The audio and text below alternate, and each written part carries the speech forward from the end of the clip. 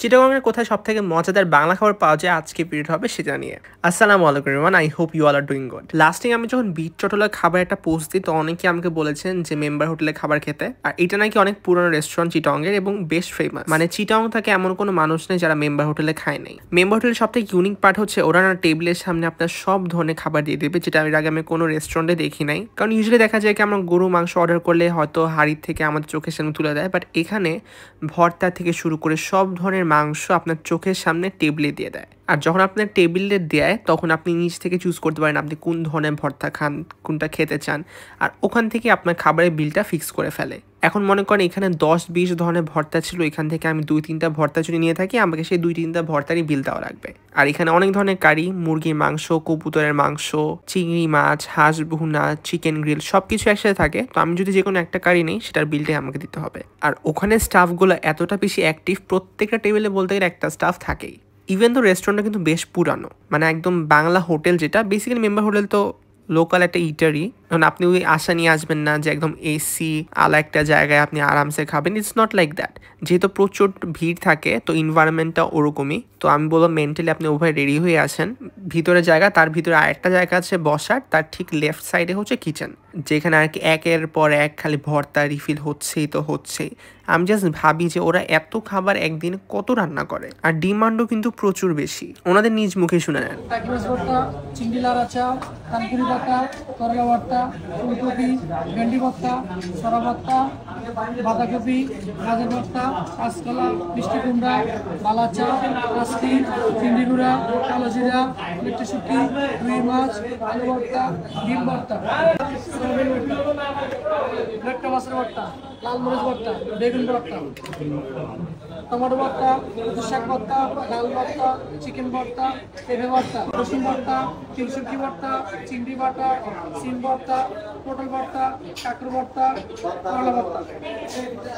ঠিক আছে, মাছের আইটেম, সবজি আইটেম, মাংস আইটেম, কবুতর, সোনালী মুরগি, পালন রোস্ট, কোয়েল পাখি, কালাবোনা, বিভিন্ন মাছের আইটেম, এগুলো মাছের আইটেম। সি শত শত ধরনের ভর্তা, শত শত ধরনের তরকারি, এগুলোর নাম হয়তো প্রপারলি বলতেও পারবো না। মানে এমন কোনো বাংলা খাবার নাই যেটা হচ্ছে মেম্বার হোটেলে পাওয়া যাবে না। আর আমি আগের থেকে বলে রাখি, অনেকে কম্পেয়ার করতে পারে বিট চটলার খাবারের সাথে। বিট চটল হচ্ছে বেশি একটা রেস্টুরেন্ট যেখানে আপনি আরামসে বসে সুন্দর ছবি তুলে খেতে পারবেন, বাট মেম্বার হোটেলে ওটা না। মেম্বার হোটেলে যদি আপনি একদম শুধুমাত্র প্রপার বাংলা খাবারই খেতে চান, দ্যাট টু রিজনেবল প্রাইসে, মানে if you avoid the ambience, তাহলে মেম্বার হোটেল ভালো। বাট আপনি যদি একটা ভালো অ্যাম্বিয়েন্সে খেতে চান তাহলে you can go to beat Chattala. এখন একটা কথা বলে দিই, আমার মেম্বার হোটেলে যাওয়ার কোনো ইচ্ছাই ছিল না, বাট পরে ইয়াপুর ফ্রেন্ডসরা এত বেশি ইনসিস্ট করেছিল যে দেওয়ার লাইক তুমি চিটাং এতবার আসছো, এবার তুমি মেম্বার হোটেল তোমার যাওয়া উচিত। And thank Allah the decision was right. নাহলে এরকম ইউনিক এক্সপিরিয়েন্সটা আমি আর কোথাও পেতাম না। আই উইশ আমাদের ঢাকাতে এরকম একটা অপশন থাকতো যে আপনি সব ধরনের খাবার একই টেবিলে সার্ভ করবে, তারপর আপনি নিজের মতো করে চুজ করে ফেলবেন। আমি ওদের মুরগির মাংস খেয়েছিলাম, বালাচা ভর্তা খেয়েছিলাম, কালো জিরা ভর্তা খেয়েছিলাম। যদিও আমি অনেক বেশি ফুল ছিলাম বিকজ আমরা ওই ওয়্যারলেস মোড়ে অনেক স্ট্রিট ফুড খেয়েছিলাম। তারা কিন্তু শুধু ভাত ভর্তা না, তাদের অনেক স্ন্যাক্সও আছে, কাবাবও আছে, চাও আছে, মিষ্টিও আছে। মানে আমার প্রশ্ন হচ্ছে মেম্বার হোটেলে কি এমন কোনো খাবার নাই যেটা আর কি পাওয়া যায় না? I don't know why. Just see how delicious the bhartas look. This are absolutely fresh. অনেকে বলবেন না যে বাসি কোনো ভর্তা দেয়, কারণ এগুলো না শেষ হয়ে যায়। কেমনে জানি বারবার রিফিলই তাদের করা লাগে।